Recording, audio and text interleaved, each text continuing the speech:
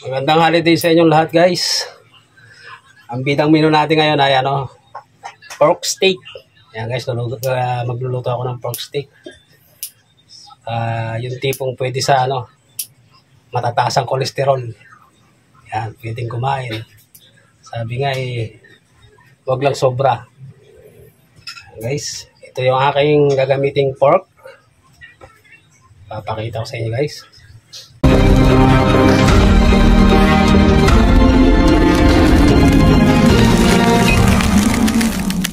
Ayan guys, lomo. Pork lomo ang aking magiging steak na gagawin para malambot. Ayan, mataas ang kolesterol mo, high blood ka, pwede ka kumain na to. Guys, gagayatin pa natin. Yung lomo na to guys, nabili ko 200 plus.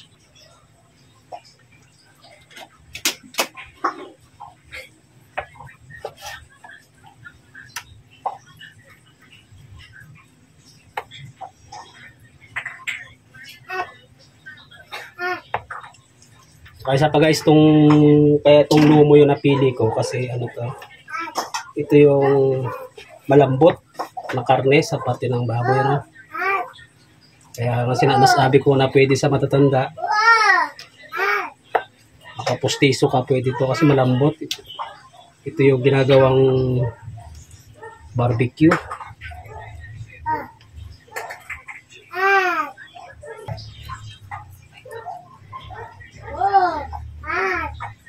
Okay. Yan.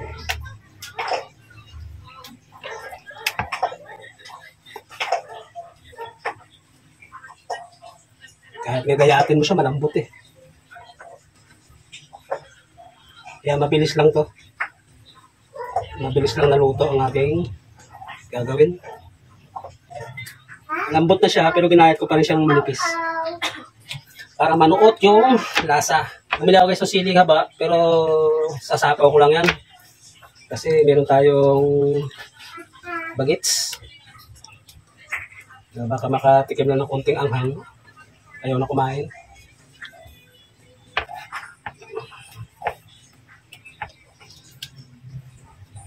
Pero kung wala sana, sarap yan. Gayatin din. Pino.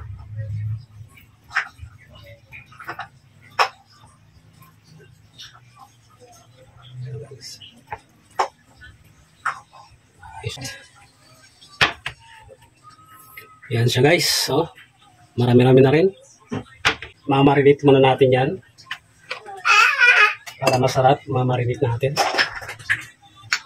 Para healthy guys, gamit ko tomato ketchup.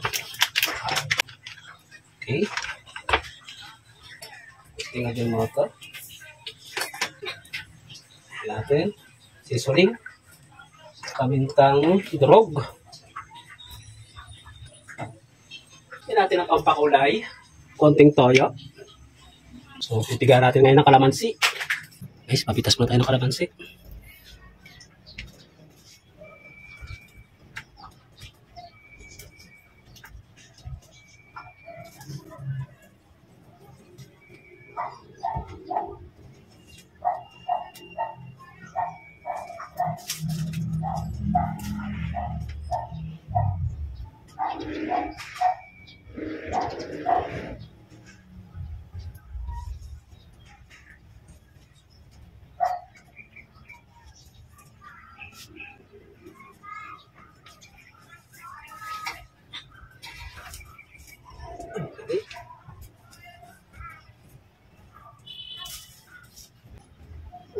Saya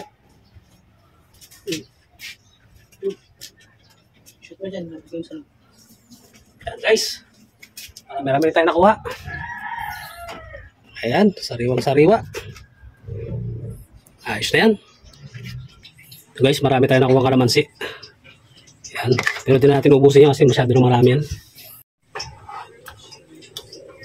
Yung mga hinog lang.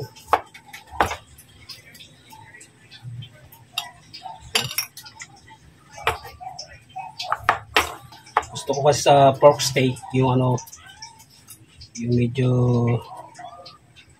maangat yung kanyang asin.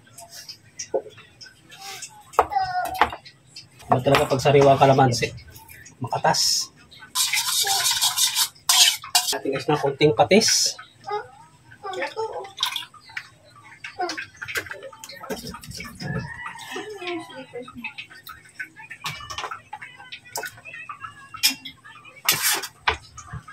Siya. Dito sa marinate, hindi na ako maglalagay ng bawang. Kasi gigisa naman natin siya sa bawang at sibuyas.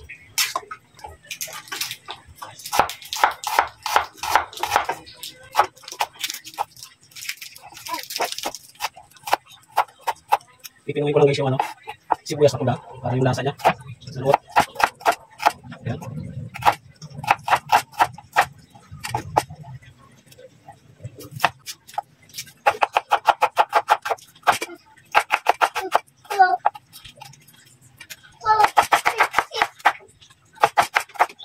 Tsaka yung ating bawang, dadamihan ko guys yung bawang para at least meron tayong pangunta dun sa may sa mga taba, mga kolesterol.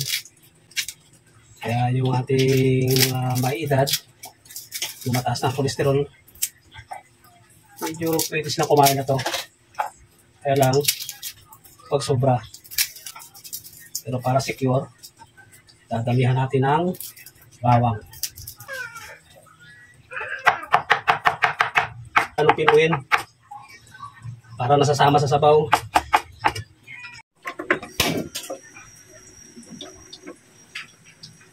Natin ng konting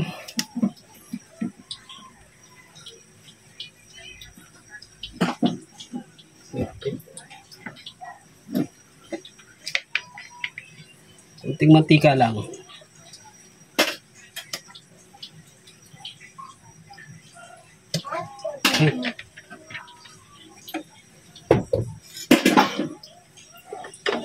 Guys, konting-konti lang.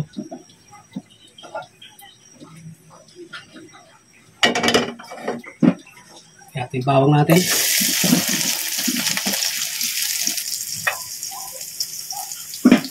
Guys, papula na yung bawang natin. Yan itong sibuyas. Pangit pagka sunod yung bawang.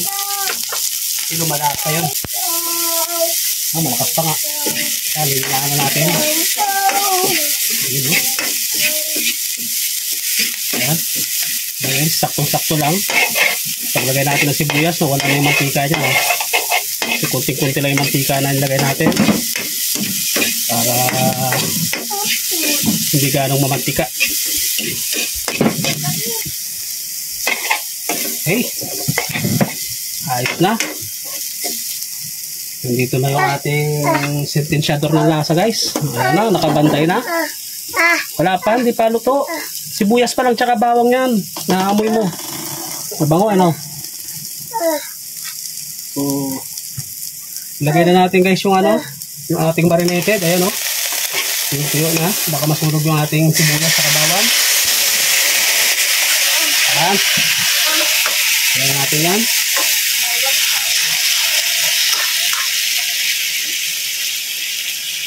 Okay.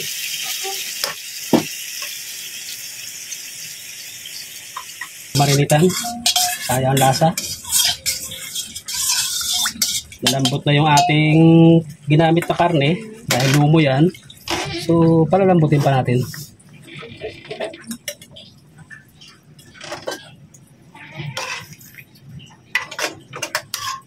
Ang target na lang natin dyan yung pumasok yung lasa sa loob ng karne. Oops. So, tatakpan muna natin yan. Check natin. Ayan, medyo iga na yung sabaw. Hindi na natin ganong patutuyuan. So, palalaputin dahil medyo malapot naman na siya. Ayan. Tikman lang natin kung kulang sa alat. Okay na yung alat niya. Ayan. So, lalagyan pa natin siya ng anti-cholesterol para sigurado masasabi natin talagang tignan natin ng kunting suka.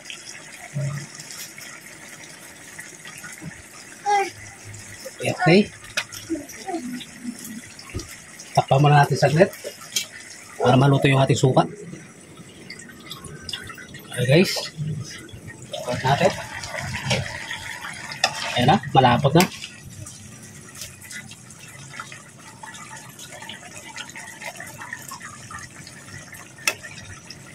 Malapot na yung sabaw niya.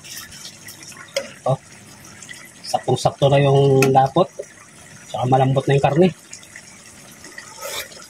Ayos. So dahil wala tayong laurel, ito kasi yung gagamitin natin pampabango. Oregano. Okay. So ilalagay na natin yung sibuyas.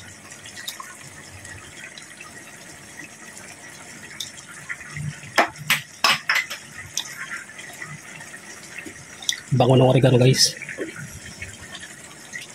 Ayan.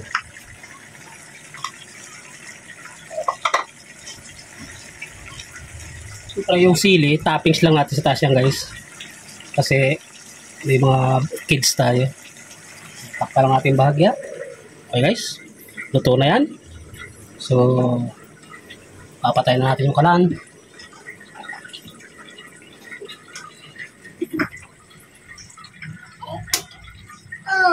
Yan.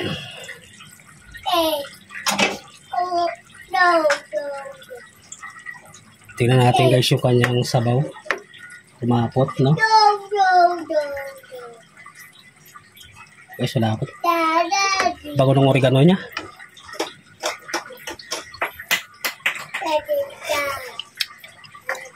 Wow, grabe. Mga healthy food.